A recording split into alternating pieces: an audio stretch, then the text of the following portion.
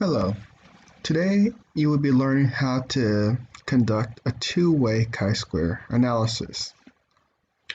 Okay, the first thing you'll need to do is go to Analyze, Descriptive Statistics, Crosstabs, and you will enter the Crosstabs section.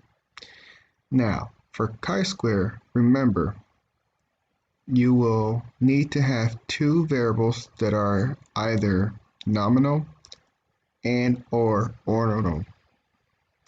For example, my first variable is the flavor of dessert. The flavor of dessert has three categories: strawberry, chocolate, and vanilla. My second variable is gender, and it has two categories: male versus females. To enter these into the common row sections, simply bring over the variable from the variable box into the row or column section. A couple things I like to do before I run my analysis is display clustered bar charts. You go to statistics, click on chi-square, and click on phi and Kramer's phi. Phi and Kramer's phis are going to be your effect sizes. They're going to tell you the strength of the relationship, or rather association between two variables. When you have a variable like the one I have, which is flavor dessert, that has three categories, you will need to use Kramer's phi for interpretation. If you have a variable that has two categories and another variable that has two categories, then you can use phi as your effect size measure. I like to go to count and click on observed and expected because it gives me some idea of how the frequency is behaving across the variables. Okay, now that you have your options selected, go to paste,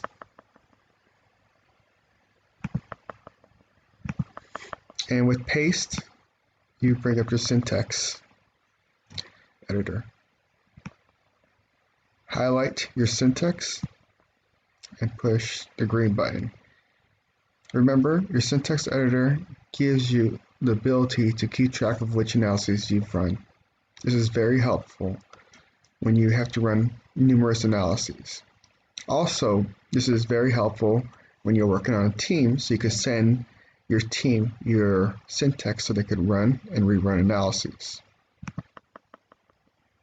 Okay,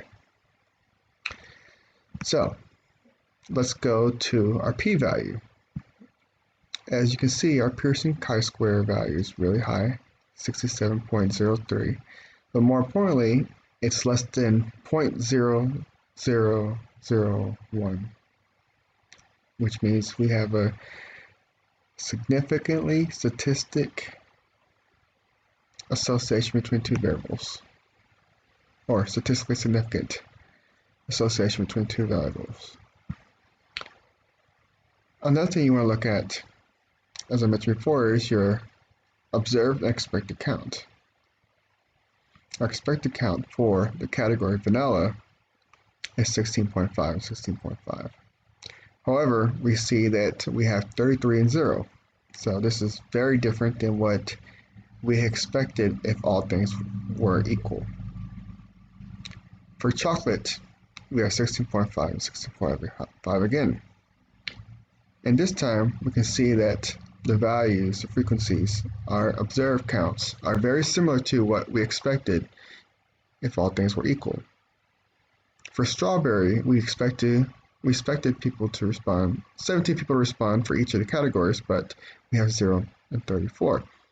So now you can see that our observed count is very different for at least two categories between the variables of interest, which is why we got this very statistically significant p-value. Now, how strong is that relationship?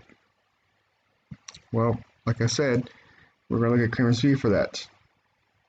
And you can look at Kramer's V and think about it similar to a measure of 0 to 1, with 1 being a perfect association between two variables. What we have here is 0.819, which is very close to 1 and is very statistically significant. The 0.000, right? So it's extremely statistically significant between the two variables. And then we go to our bar chart. And as you can see, for vanilla, only males like vanilla. For chocolate, there's more equal distribution between the two genders. And then for strawberry, only females like strawberry and not males. So there's definitely something to be said with what's going on between the two variables in which they differ depending which flavor they prefer. Now, how do we write this up? A chi-square test for association was conducted between gender and preference of flavor of dessert. Results showed a statistically significant association between gender and preference of flavor of dessert. And this is how you will write your result of your chi-square test. Except you would switch the degrees of freedom, of course, your chi-square value, and your level of your p-value. There was a moderately strong association. Rather, you know what, let's change that. There was a strong association between gender and preference of flavor dessert, as indicated by our Kramer's V of 0.819 with the p-value less than 0.001. Alright, I hope this helps, and don't forget to subscribe to this channel for more quick and easy videos on statistics.